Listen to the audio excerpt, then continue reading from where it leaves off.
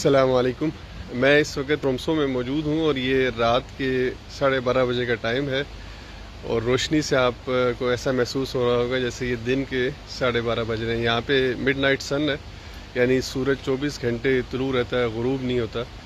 یہ دنیا میں ایک منفرد جگہ ہے جہاں پہ 24 گھنٹے کے لیے سورج طلوع رہتا ہے۔ ہم یہاں پہ اسلامک کونسل آف ناروے کی جو امام کمیٹی ہے اس کے ساتھ جو نمازوں کے اوقات ہیں northern part of the Norway کے اندر، اس کو ڈسکس کرنے کے لیے اکٹھے ہوئے ہیں۔ مقامی ائمہ کے ساتھ کل ہماری میٹنگ ہے جس میں اس ایشو کو تفصیلی طور پر ہم ان کے ساتھ ڈسکس کریں گے، کیونکہ یہاں پہ تینوں طرح کے فینومین موجود ہیں۔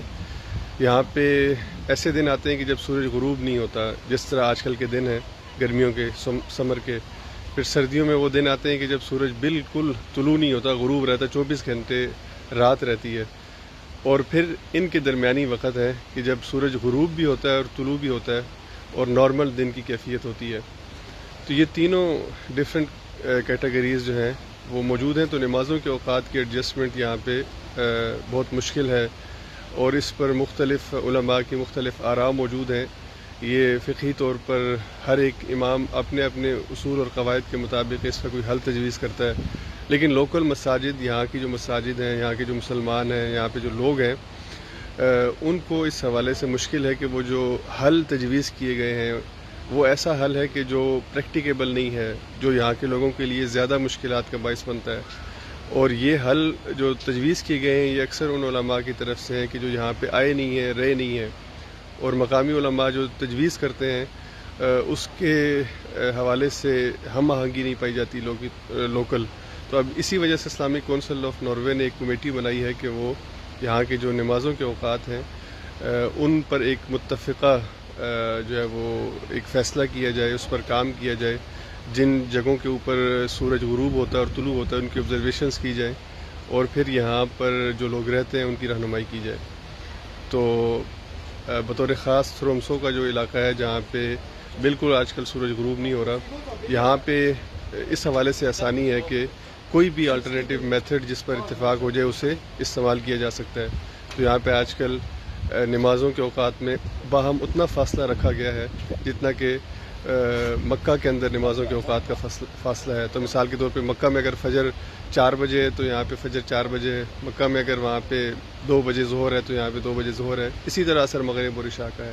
تو اندازے سے ایک وقت مقرر کیا گیا ہے، لیکن جب وہ دن آئیں گے کہ جب سورج غروب ہوتا ہے اور طلوع ہوتا ہے تو پھر ایک مشکل شروع ہو جائے گی کہ کس حد تک لوکل غروب اور طلوع کو فالو کیا جا سکتا ہے اور کب یہ ناممکن ہے۔ رمضان بھی گرمیوں میں آتا ہے تو رمضان کا ایک ایشو ہے، اور پھر سردیوں میں اس سے زیادہ مشکل، گرمیوں سے زیادہ مشکل سردیوں میں محسوس ہوتی ہے کہ جب یہاں پہ یہ 1 گھنٹے کا ایک دن جو ہے وہ ہوتا ہے، یعنی صرف 1 گھنٹہ سورج طلوع ہوتا ہے، باقی غروب رہتا ہے۔ تو کیا لوگ یہاں پہ 1 گھنٹے کے لیے روزہ رکھیں گے؟ سیم اسی طرح مغرب جو ہے وہ گرمیوں کے اندر 1 گھنٹے کے لیے صرف غروب رہتا ہے، 23 گھنٹے طلوع رہتا ہے بعض دنوں کے اندر۔ تو کیا لوگ 23 گھنٹے کا روزہ رکھیں گے؟ اور پھر اسی طرح سے کیا مغرب، عشاء اور فجر کی نماز رات کو 12 اور 1 کے درمیان ادا کی جائے گی؟ رات کو سونے کا جو وقت ہے اس کو کس طرح ایڈجسٹ کیا جائے گا؟ بچے اسکول جانے سے پہلے کس وقت نماز پڑھیں گے؟ یہ سارے وہ سوالات ہیں کہ جو یہاں کے لوگ کرتے ہیں، اور انہی کے حل کے لیے ہم باقاعدہ کام کر رہے ہیں۔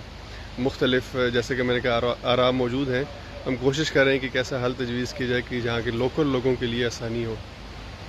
یہ آپ یہاں کا جو منظر ہے وہ دیکھ، ایک خوبصورت جگہ ہے، بہت پیاری جگہ ہے۔ رومسو کا شہر ابھی بھی پہاڑوں کے اوپر برف موجود ہے، اور یہ رات کے 12:30 بجے کا وقت ہے اور سورج بالکل اپنے، اگرچہ بادل ہیں آج، اس طرح سے آسمان جو ہے وہ صاف نہیں ہے۔